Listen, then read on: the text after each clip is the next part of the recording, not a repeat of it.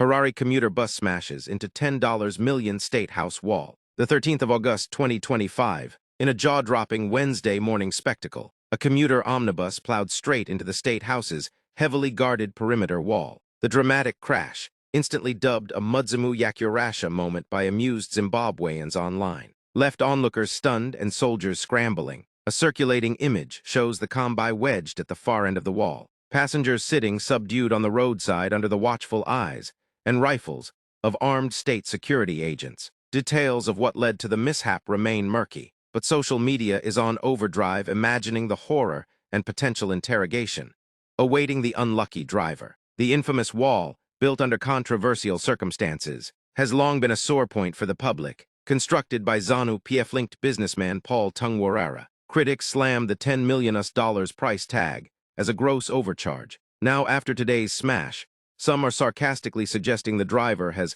finally tested if the wall was worth the money. For now, the Kombi remains an uninvited guest at Zimbabwe's most guarded address, and the driver's fate, like the dented wall, is anyone's guess. Sometimes, the most expensive things face the simplest of tests. Whether it's a $10 million wall or the patience of a Kombi driver, the outcome is never guaranteed. Share the story because caring is sharing.